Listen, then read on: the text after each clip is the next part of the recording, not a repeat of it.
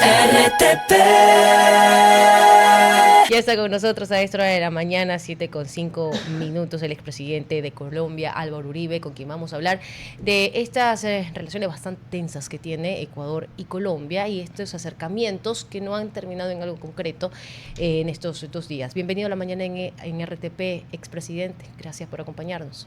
30 segunditos para acomodarme en un sitio que tenga uno, no se preocupe, vaya con calma. Un segundito, llegando. Nos está contando el paso a paso, doctor. Muy estimadas señoras. ¿Cómo está usted? Astrid, sí. La saludo, Astrid, Pamela y... María Fernanda. María Fernanda. Bueno, muy buenos días a ustedes, muy agradecido. Muy buenos días a todos sus televidentes en Guayaquil, en Ecuador, la hermana patria. Muchas gracias. Gracias a usted por acompañarnos. Y quisiera iniciar con algo que, voy a retroceder un poquito, ¿no? Vamos a ver con el fin que se llegó a estos diálogos, a sentarse a una mediación la que está ejerciendo se está ejerciendo a través de Perú, y los requisitos, o por lo menos las peticiones, ¿no?, a las que se comprometían sentarse ambos países. Por parte de Colombia, y lo decía Maffer, en días anteriores había solamente una sola cosa: retomar las relaciones comerciales. Ecuador tenía más o menos tres, que iba por relaciones comerciales, seguridad, pero además también incluía entre ellas la parte de energía. De lo que se ha dado, expresidente, ¿cómo usted ve en estos momentos estas conversaciones, la primera por Zoom y la otra también que se quedó ahí en posterior? ¿Cómo ve las relaciones y quiénes son los más afectados dentro de esta tensa relación diplomática Colombia-Ecuador? Bueno, yo no estoy informado. Conozco lo que se conoce en los medios de comunicación. Yo creo que las relaciones deberían ser como que fuéramos un solo Estado. Deberíamos relacionarnos como una sola patria. Por ejemplo, veamos energía. Era yo presidente, ustedes tuvieron una sequía grande, nosotros teníamos un sobrante de energía en ese momento, incluso hicimos una segunda, una tercera línea de interconexión. Y en momentos en que Ecuador tiene mucha energía y a Colombia le afecta un verano del Niño, hay que comprarle a Ecuador. O sea que la interconexión en ambas direcciones, la voluntad de suministrar energía en ambas direcciones es una necesidad. El comercio, ojalá se llegue al espíritu de la comunidad andina. La seguridad, la droga, hay que derrotar. Nuestros países tienen que vivir seguros. No puede ser que tengamos una frontera llena de bandidos. No puede ser que sigamos con este problema de narcotráfico. Yo admiro la voluntad de lucha que en esa materia tiene el gobierno ecuatoriano.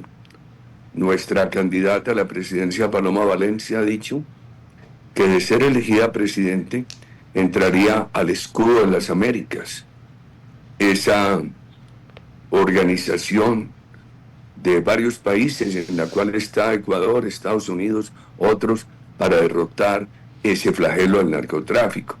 Estimadas señoras, con la economía ilegal hay dos caminos: o derrotarla o permitir que la economía ilegal derrote nuestras democracias. Doctor Uribe, María Fernanda Perrone, doctor, es imposible no comparar sus gobiernos, los gobiernos de derecha, específicamente el suyo, con el del doctor Petro, en cuanto al incremento de producción de coca.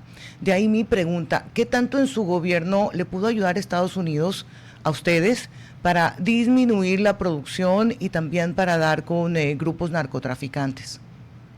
¿Tu nombre es de las tres señoras? María Fernanda.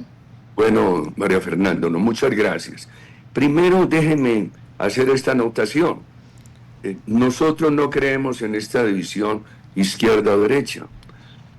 Por ejemplo, lo que hay en Colombia, lo que ha habido frente al socialismo siglo XXI, frente a cualquiera de sus modalidades, es esta división. De un lado, la libertad para el beneficio colectivo, y de otro lado, el creciente estatismo que anula al individuo. Segundo, para mí fue muy útil el Plan Colombia. Sin duda, María Fernanda, tengo que agradecerlo. Lo negoció el presidente Pastrana, mi antecesor, yo lo apliqué. ¿Sabe qué lamento? Que no hubiéramos tenido un segundo Plan Colombia. Se alcanzó a negociar.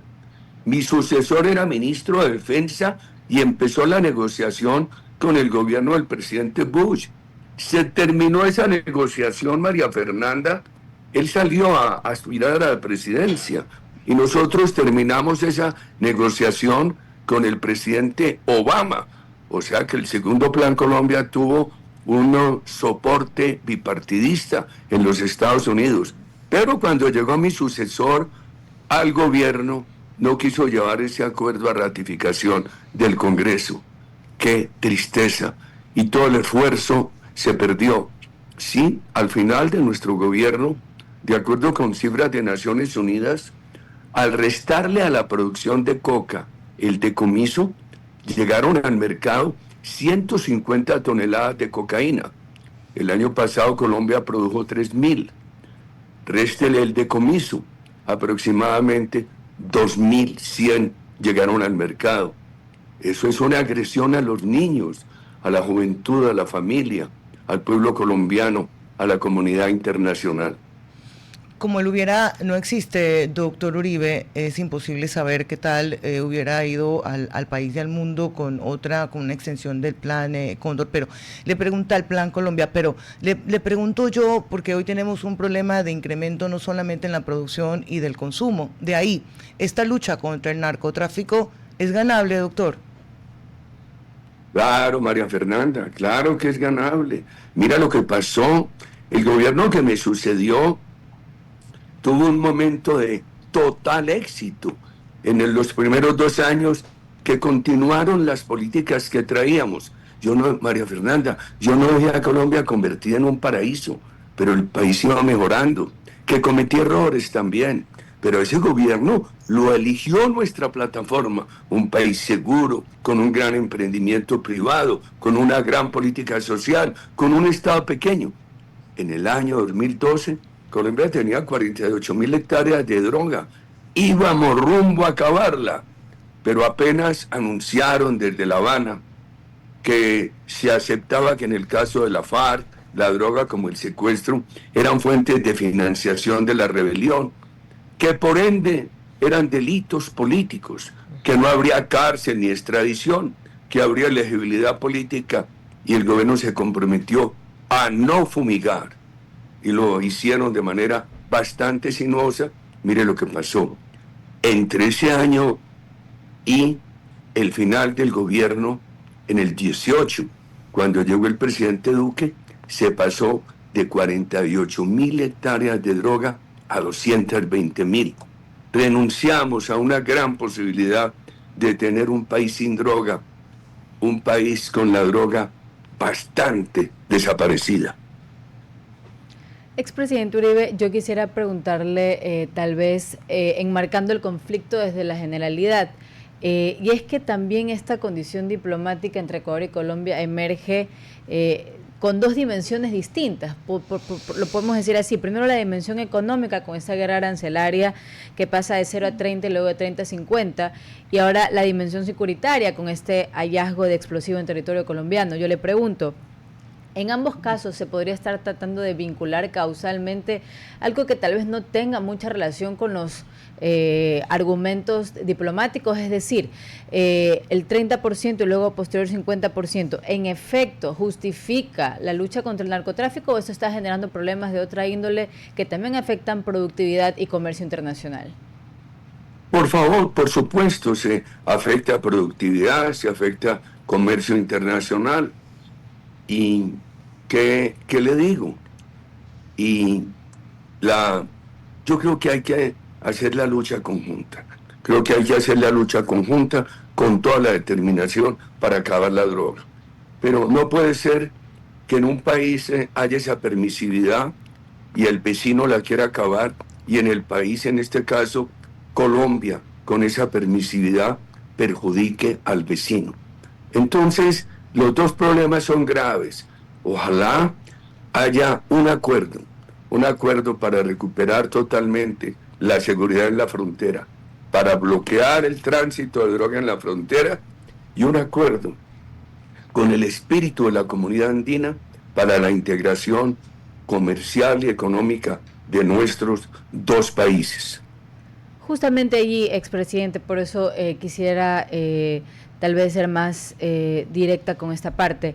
Cuando el presidente Daniel Noboa indica que este 30% de incremento responde justamente a una desatención en la seguridad fronteriza colombiana y que, como usted también nos ha dicho, también afecta comercio internacional y productividad, ¿usted cree que esta medida en efecto se sostiene bajo la justificación de lucha contra el narcotráfico, o realmente los problemas que se están sucediendo actualmente son más grandes que lo que pretende solucionar?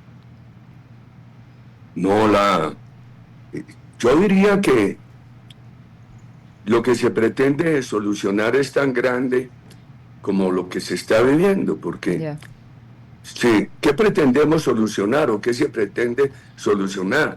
Un problema muy grave de criminalidad, de bandidaje en la frontera. ¿Qué se crea?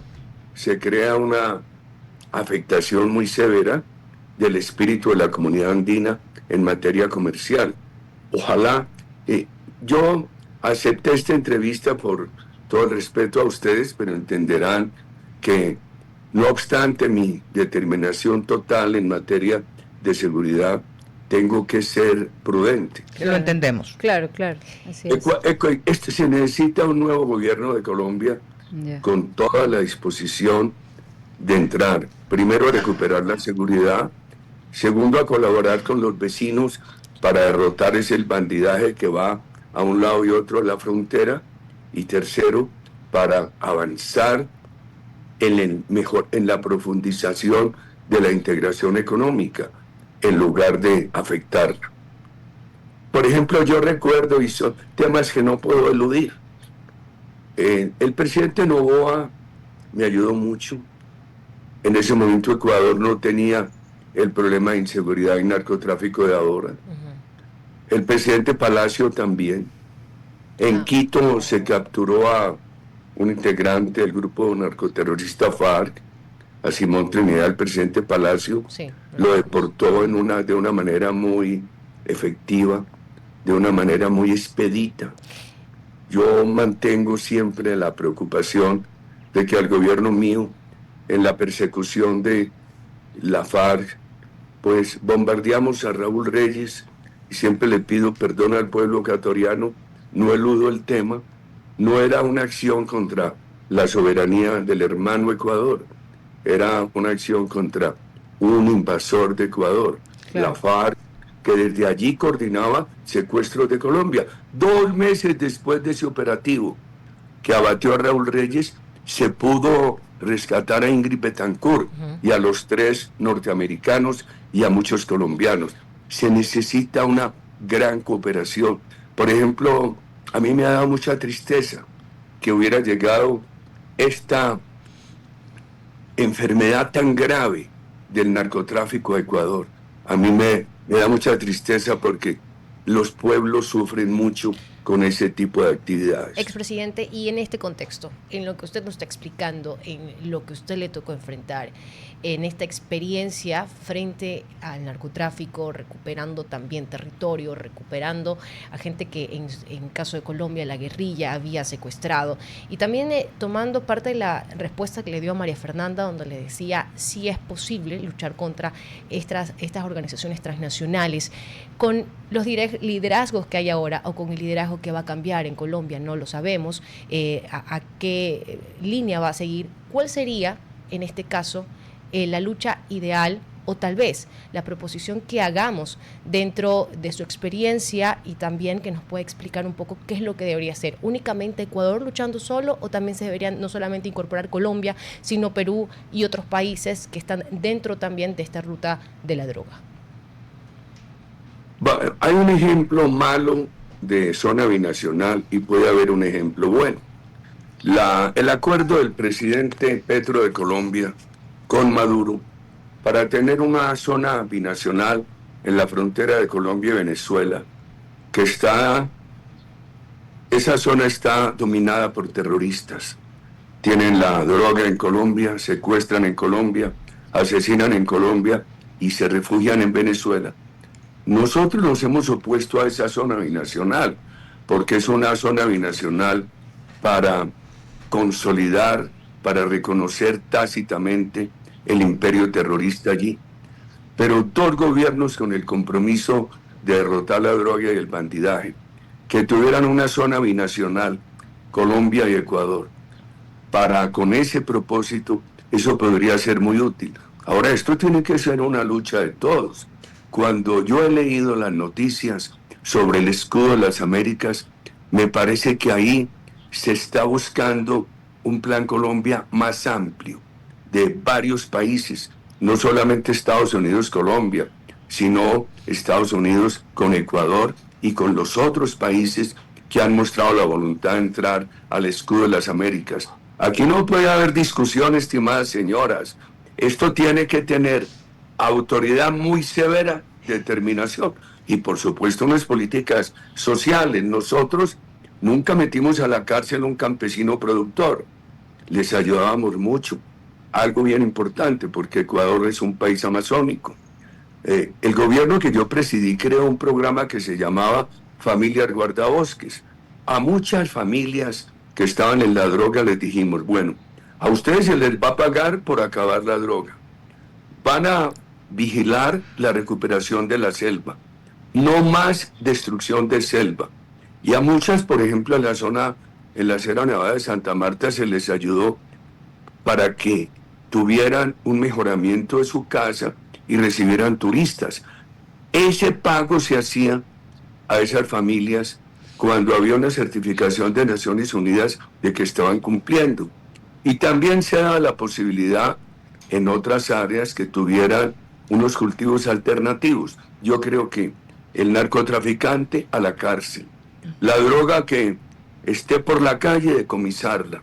Paloma Valencia ha dicho que si ella gana la presidencia el 7 de agosto, empieza una acción envolvente con la fuerza pública para decomisar la droga que haya en el parque, la droga que haya en la calle, la droga que haya en el entorno escolar. Eso tiene que ser así, por supuesto, y una política con cooperación internacional para confiscar el dinero producto de esas actividades ilícitas. Y tiene que ser esto sostenido. Esto no puede ser acción de un día, no puede ser flor de un día. Esto tiene que ser sostenido. A mí siempre me duele, estimadas jóvenes señoras, que Colombia, que iba bien, no perfecta, el gobierno, yo a veces he sido un combatiente y también he cometido errores. Nunca he dicho que Colombia quedó perfecta cuando salí, pero íbamos en términos generales por un buen camino. ¿Cómo no me va a doler saber que Colombia produce hoy el 80 o más de la cocaína del mundo? Doctor Uribe, generalmente siempre atacar el mal es más directo ir a la raíz. Ese cambio en ese lugar sería donde se siembra y luego donde se procesa la droga. Pero en otras oportunidades se puede matar de a poco la planta cuando estamos viendo sus extensiones o ramas. Me estoy refiriendo básicamente al consumo y los países donde hay un alto consumo. ¿Conoce usted, supo usted en algún momento cuáles eran las políticas internas de los países que recibían la droga, pero tienen un alto consumo, para, por ejemplo, detener a quienes receptan, a los grupos narcotraficantes que existen allá, a políticas claras para la disminución del consumo? Porque, vea, hoy es la coca, pero ayer fue la coca, hoy puede ser el fentanilo que está incrementando. El problema al final del día termina siendo las adicciones, doctor. Y entonces miremos los mercados donde esa coca llega y miremos lo nuestro. Los mercados donde esa coca llega, por supuesto que, por ejemplo, el escudo de las Américas tiene que ser no solamente para atacar en nuestros países el narcotráfico, para buscar la sustitución de las plantaciones, tiene que ser también para incrementar en los países donde llega la mayor parte de esa droga, por ejemplo, en los Estados Unidos, las políticas de decomiso, de captura de expendedores, etcétera. Las cifras muestran que Estados Unidos ha venido haciendo un esfuerzo mejor. no hay duda, pero pensemos en lo nuestro. A mí me parece muy grave, por ejemplo, en el caso de Colombia, ese aumento del consumo en los jóvenes. Hablo con rectores y rectoras de universidades, no propiamente afectos a mis tesis, y me dicen que las familias que no funcionan, el exceso de pantalla y la droga están creando un problema de depresión y de tentativa de suicidio muy grande en nuestras juventudes. Entonces aquí ese consumo de droga está creciendo enormemente, y esa actividad relacionada, que es el microtráfico, entonces le dicen a una banda de esas, le entrega droga a un muchacho para que la venda en un barrio, en alguna zona de una ciudad. Ese muchacho de ahí toma un dinero, el otro lo da al distribuidor, al narcotraficante mayor. Eso está relacionado con todos los delitos. Entonces de ahí imponen ellos, en la zona que controlan, imponen extorsiones, no dejan entrar. Por ejemplo, en Colombia ya hay unos sitios donde es tan grave la violencia que ejerce el microtráfico que no dejan entrar vehículos distribuidores de algunas bebidas, de algunos comestibles, etcétera. O sea que yo diría que, lo decía para Colombia, derrotemos la droga por nuestras familias, por nuestra democracia. Lo mejor sería que la comunidad internacional hiciera lo mismo, pero hágalo o no lo haga la comunidad internacional, nosotros lo tenemos que hacer por nuestra juventud, por nuestras familias, por nuestras democracias. Expresidente, definitivamente nos quedamos con eso en este tema. Antes de poder terminar la entrevista, porque ya estamos cerca de la hora de nuestro corte comercial, simplemente consultarle de lo que pasa en las elecciones en Colombia. La candidata Paloma Valencia se enfrentará prácticamente sola, sin una alianza, ya lo ha descartado así también el candidato Abelardo de la Espriella, ha dicho que él va directamente a la segunda vuelta con el candidato de Gustavo Petro, que es el señor Cepeda. ¿Cómo se ven estas elecciones? ¿Qué es el proceso que va a pasar Colombia? ¿Qué es lo que va a ocurrir en los próximos días? Voy a tomar un poquito de tiempo. Primero, Paloma, en medio de lo que es la corrupción que ha legitimado tanto la política, Paloma Valencia es una mujer con una trayectoria de corrección, de transparencia. Ha sido además la mejor legisladora, transparente, legislando, estudiando. Ganó ampliamente el proceso de nuestro partido, el Centro Democrático, un partido cuya plataforma se la resumo: seguridad para todos, un gran estímulo al emprendimiento privado, como fin la política social, un Estado pequeño.